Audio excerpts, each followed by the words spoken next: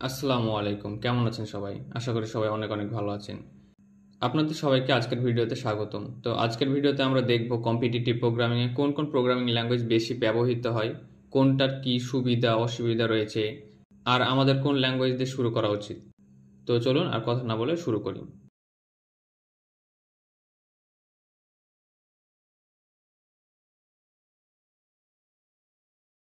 What is programming language?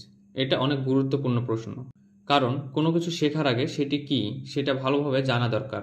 কারণ কোনো জিনিস কি বা সেটা সম্পর্কে যদি আমাদের ক্লিয়ার ধারণা না থাকে, তো সেই জিনিসটা নিয়ে কাজ করে আমরা কখনোই মজা পাবো না, বা সেটা নিয়ে কাজ করার মতো ধৈর্য আমাদের থাকবে না। তো সহজভাবে বললে প্রোগ্রামিং ল্যাঙ্গুয়েজ হলো কম্পিউটারের ভাষা। আমরা যেমন মানুষের সাথে বাংলা বা ইংরেজিতে কথা বলি, তেমনি কম্পিউটারের সাথে আমাদেরকে কথা বলার জন্য দরকার হয় প্রোগ্রামিং ল্যাঙ্গুয়েজ। কারণ কম্পিউটার আমাদের মতো বাংলা বা ইংরেজি ভাষা বোঝে না, তাকে কোনো কিছু বোঝাতে হলে প্রোগ্রামিং ল্যাঙ্গুয়েজ দিয়ে কমান্ড দিতে হয়। তো অনেক ধরনের প্রোগ্রামিং ল্যাঙ্গুয়েজ রয়েছে, তার মধ্যে কিছু ল্যাঙ্গুয়েজ দ্রুত রান করে, কিছু ল্যাঙ্গুয়েজের ফিচার্স অনেক বেশি, আবার কিছু ল্যাঙ্গুয়েজ ইউজার ফ্রেন্ডলি। তো এখন প্রশ্ন আসতে পারে, এত এত ল্যাঙ্গুয়েজের মধ্যে আমরা কোনটা ব্যবহার করব, বা কম্পিটিটিভ প্রোগ্রামিংয়ের জন্য আমাদের কোনটা ইউজ করা উচিত? হ্যাঁ, এটা অনেক গুরুত্বপূর্ণ কোশ্চিন। কারণ কম্পিটিটিভ প্রোগ্রামিংয়ে টাইম ম্যানেজমেন্ট আর মেমোরি ম্যানেজমেন্ট অনেক গুরুত্বপূর্ণ, আর এই বিষয়গুলো অনেকটা নির্ভর করে আপনি কোন ল্যাঙ্গুয়েজ ব্যবহার করছেন তার উপর। তো চলুন কিছু উদাহরণ দিয়ে দেখি। এখানে স্ক্রিনে দেখেন, আমরা একটি প্রোগ্রাম বিভিন্ন প্রোগ্রামিং ল্যাঙ্গুয়েজ দিয়ে লিখেছি। এই প্রোগ্রামে আমরা মূলত একটি সংখ্যাকে 2 দিয়ে ভাগ করার চেষ্টা করছি এবং তা প্রিন্ট করার চেষ্টা করছি। এখন এই কোডগুলো কীভাবে কাজ করছে বা এখানে কি লেখা আছে সেটা না বুঝলে হবে। এগুলো আমি আপনাদেরকে ধীরে ধীরে প্রয়োজন অনুযায়ী শেখাবো ইনশাআল্লাহ। এখন লক্ষ্য করেন, একই কাজ করার জন্য এক একটি ভাষার কোডের আকার এক এক রকম এবং লেখার ধরনও এক এক রকম। তো প্রশ্ন হলো, আপনি কোন ভাষা বেছে নেবেন কম্পিটিটিভ প্রোগ্রামিং শুরু করার জন্য? তো চলুন দেখে নিই কোন ল্যাঙ্গুয়েজে কী সুবিধা ও অসুবিধা রয়েছে। প্রথমে যদি আমি সি ল্যাঙ্গুয়েজের কথা বলি, তাহলে এটি অনেক পুরানো এবং শক্তিশালী ল্যাঙ্গুয়েজ, পাশাপাশি এর স্পিড অনেক ভালো।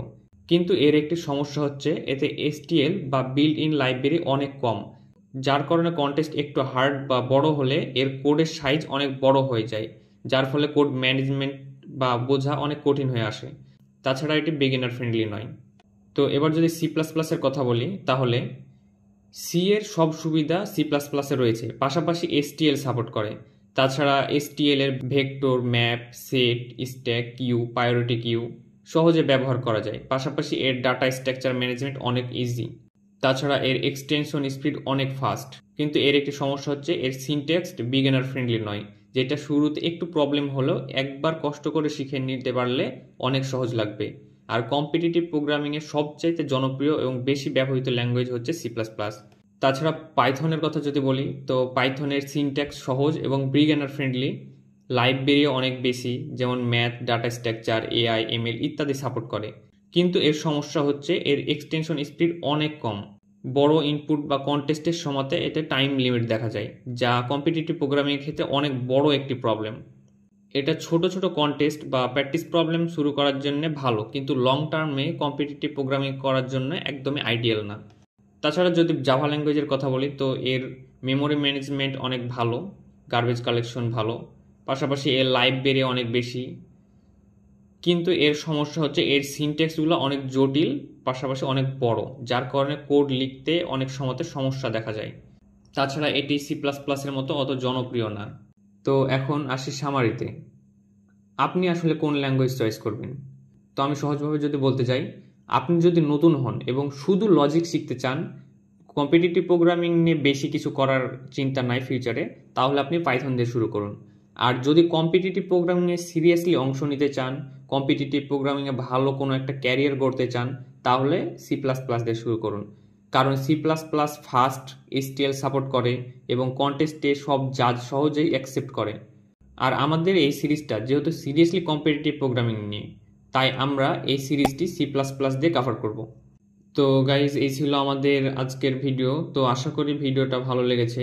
তো আজকের ভিডিওতে আমরা দেখলাম যে আসলে আমরা কোন ল্যাঙ্গুয়েজ ইউজ করা উচিত কম্পিটিটিভ প্রোগ্রামিংয়ের জন্য এবং কোন ল্যাঙ্গুয়েজের কী সুবিধা অসুবিধা রয়েছে। তো পরবর্তী ভিডিও থেকে আমরা সি প্লাস প্লাস শুরু করব। তো আজকের ভিডিও এই পর্যন্ত, আশা করছি ভিডিওটা ভালো লেগেছে। তো যদি ভালো লেগে থাকে তো অবশ্যই একটি লাইক করে দিতে ভুলবেন না। আর আপনাদের যদি কোনো কিছু বুঝতে সমস্যা হয় বা কোনো জায়গায় কোনো কোয়ারি থাকে তো অবশ্যই নিচে কমেন্ট করে জানিয়ে দেবেন। আমি অবশ্যই সেটার সমাধান দেওয়ার চেষ্টা করব ইনশাআল্লাহ।